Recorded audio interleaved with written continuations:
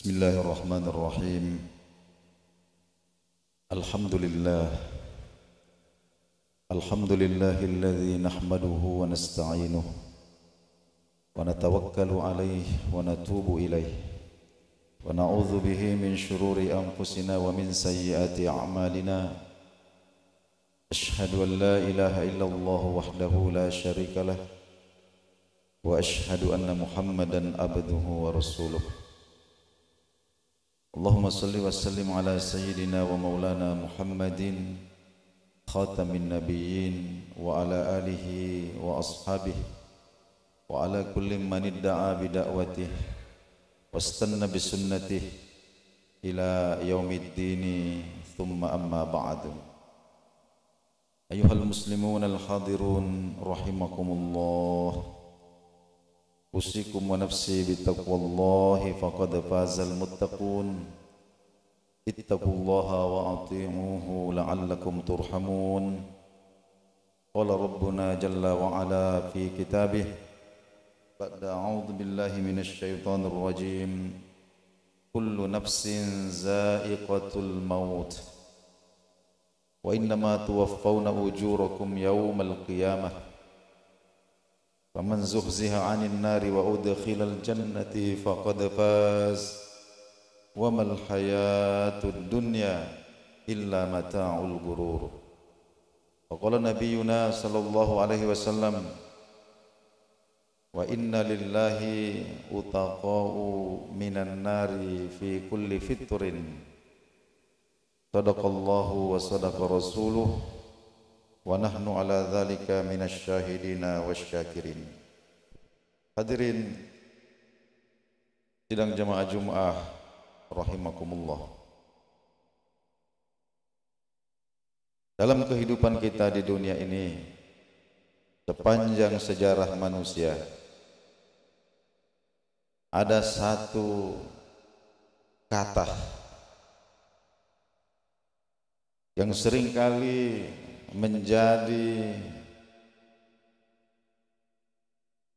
sesuatu yang begitu diinginkan oleh manusia, sehingga tidak jarang di antara manusia ini ada yang rela untuk melakukan segala cara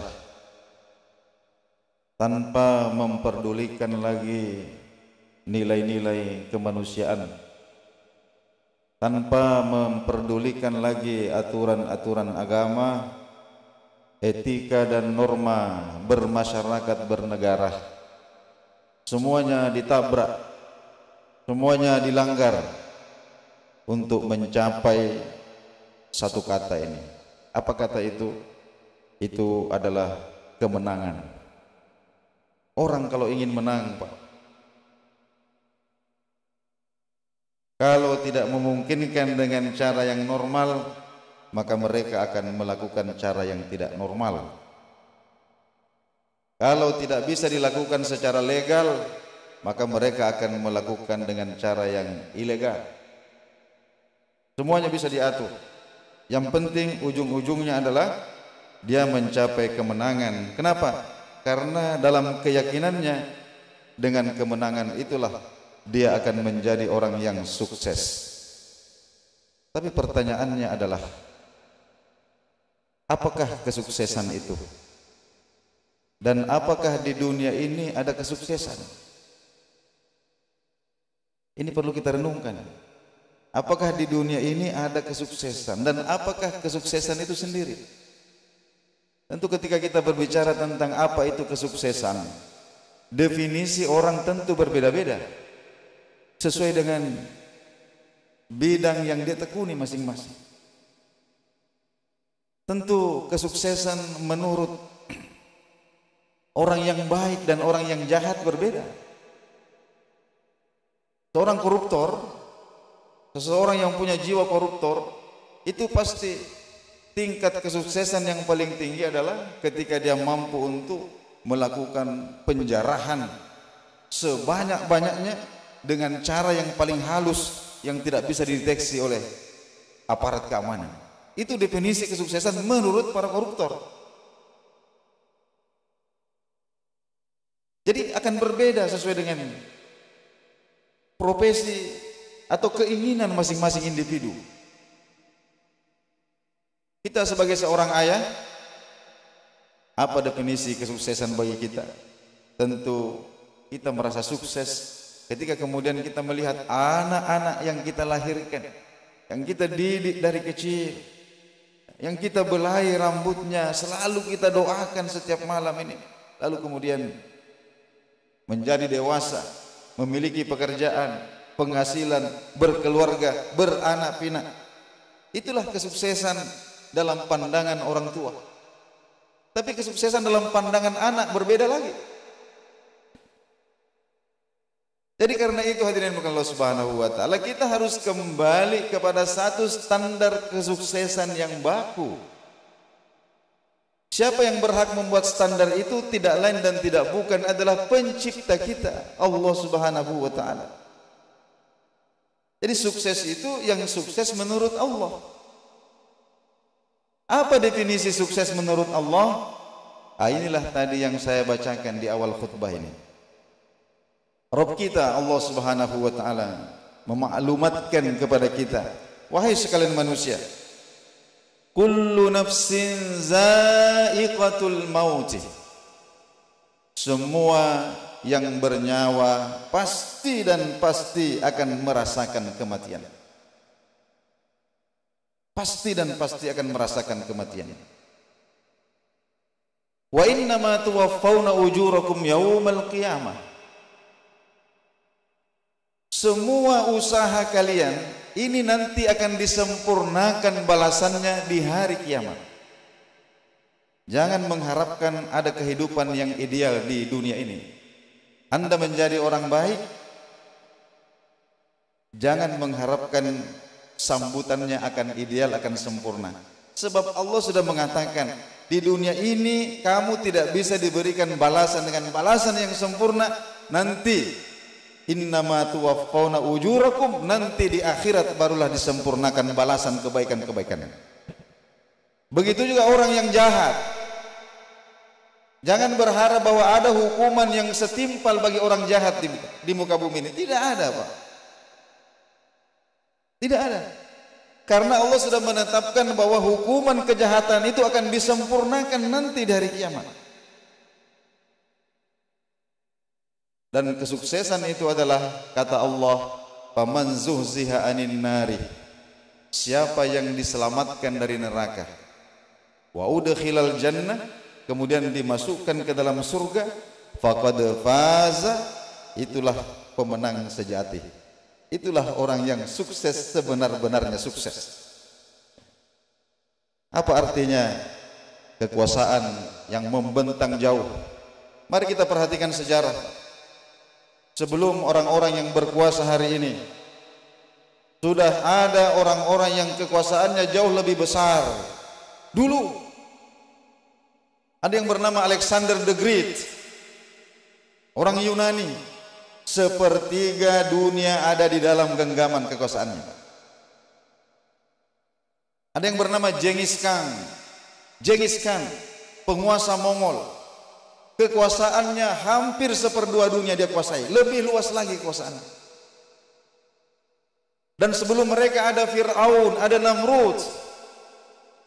Lalu di mana sekarang orang-orang itu? Di mana Fir'aun? Di mana Namrud? Di mana Alexander yang agung itu? Di mana Genghis Khan? Di mana Napoleon Bonaparte? Di mana para penguasa-penguasa dunia yang sudah menumpahkan sekian galon darah manusia, jutaan nyawa manusia melayang, mereka korbankan untuk menancapkan kekuasaannya. Hari ini di mana mereka? Sudah mati semuanya, Pak. Jadi kesuksesan bukan pada kekuasaan, kesuksesan juga bukan pada kekayaan, bukan pada kesehatan. Selama itu masih di dunia, tidak ada kesuksesan. Hadirin dimuliakan Allah Subhanahu wa taala. Kita kadang-kadang mengatakan kepada anak kita, nah, belajarlah engkau sungguh-sungguh supaya kau jadi orang yang sukses. Nanti kau dewasa, kau tua, kau sukses. Wahai anak-anak muda, sekarang tanyakan, di mana kesuksesan itu? Di hadapan kita ini duduk orang-orang tua kita yang berumur 70-80 tahun. Coba tanyakan kepada beliau-beliau ini, apakah ada kesuksesan di usia 80, di usia 90? Tidak ada, Pak, di dunia ini. Kenapa? Karena Allah Subhanahu wa taala menciptakan dunia ini sementara saja. Sudah sedikit, sebentar lagi.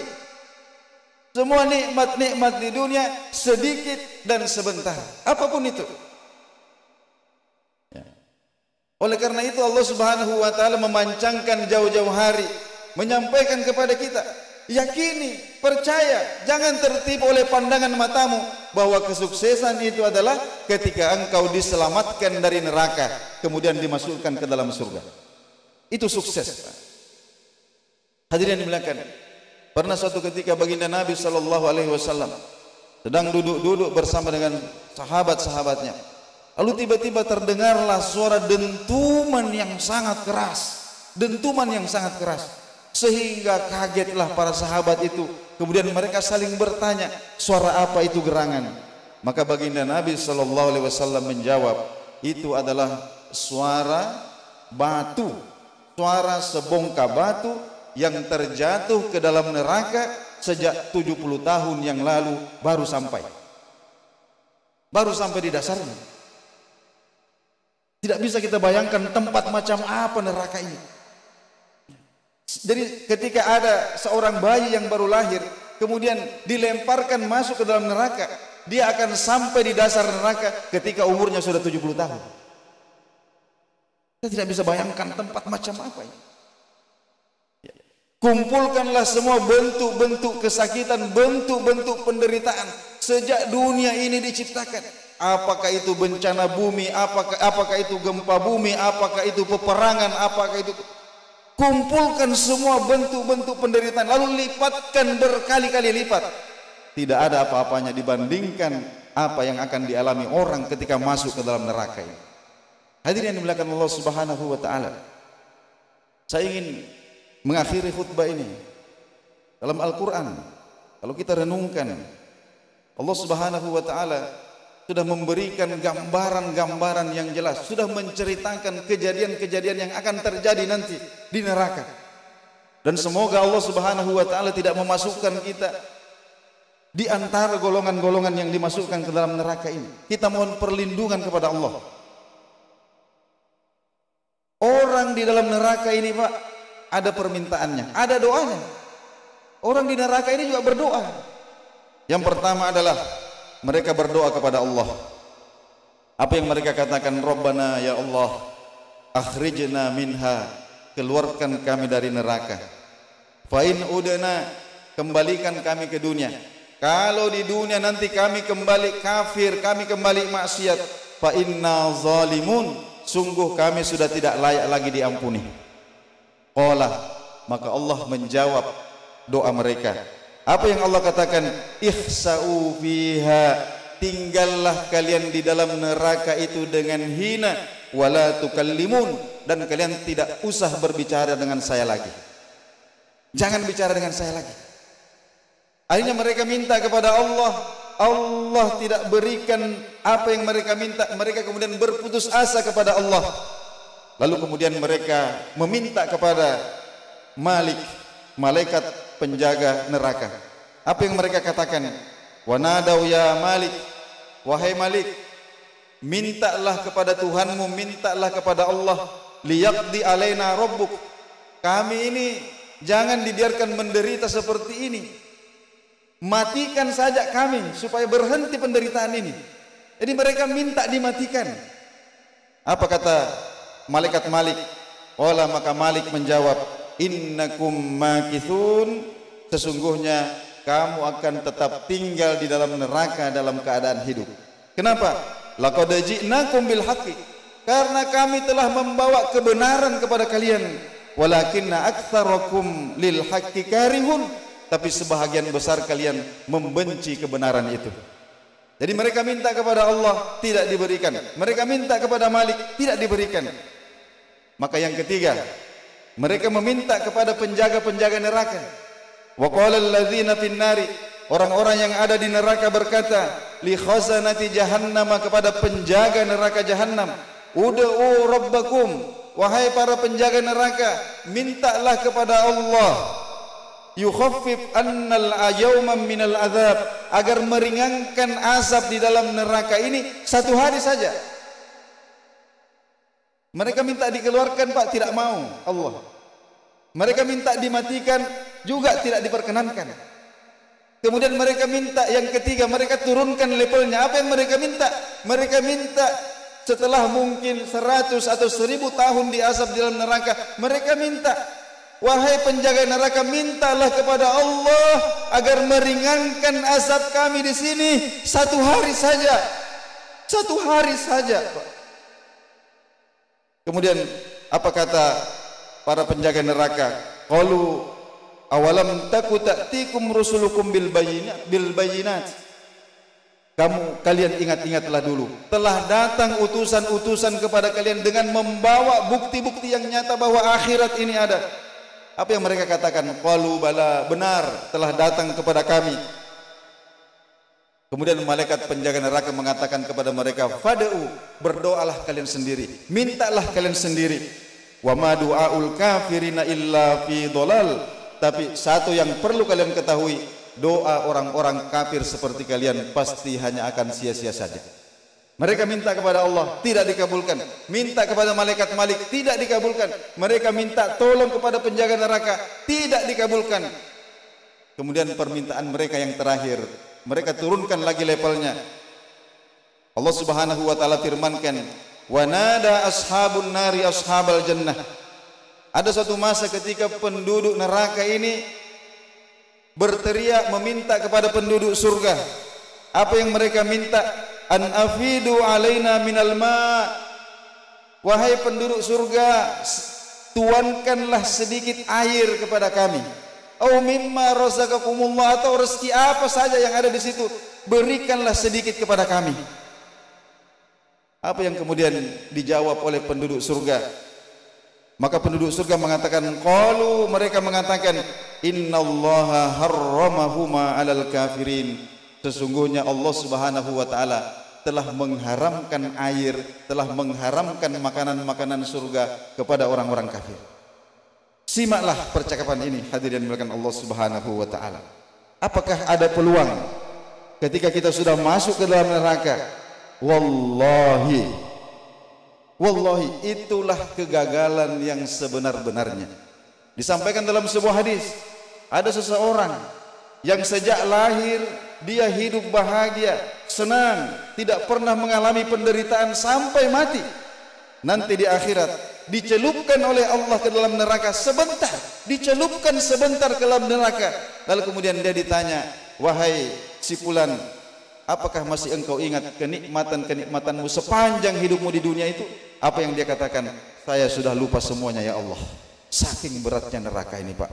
Oleh karena itu hadirin dimakan Allah Subhanahu wa taala, Nabi kita sabdakan, inna lillahi utaqa'u minan nari fi kulli fitrin. Bahwa sesungguhnya setiap kali berbuka puasa pada bulan Ramadan ini, Allah Subhanahu wa taala memiliki orang-orang yang dimerdekakan dari api neraka. Inilah yang kita minta kepada Allah. Allahumma atik riqabi, ya Allah bebaskanlah tengkukku minan nari, dari api neraka. Inilah yang sempat khatib jadikan sebagai tausiah khutbah pada kesempatan ini. Mudah-mudahan Allah Subhanahu wa taala memberikan kepada kita kesehatan zahir dan batin, memanjangkan umur kita, melimpahkan hidayah dan rahmatnya ke dalam hati kita, sehingga kemudian kita bisa mendapatkan percikan-percikan keberkahan pada bulan suci Ramadan ini melalui ketaatan-ketaatan kita kepada Allah Subhanahu wa taala. Amin ya rabbal alamin. Allah taala fi kitabih, a'udzu billahi minasyaitonir rajim. Innallaha wa malaikatahu yusholluna 'alan nabi. Ya ayyuhalladzina amanu shallu 'alaihi wa sallimu taslima. Barakallahu li wa lakum fil Qur'anil Karim wa taqabbalallahu minni wa minkum tilawatahu innahu huwas samiul alim.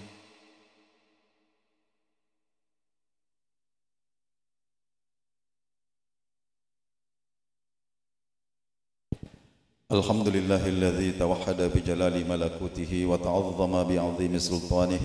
أشهد أن لا إله إلا الله وأشهد أن محمدا عبده ورسوله.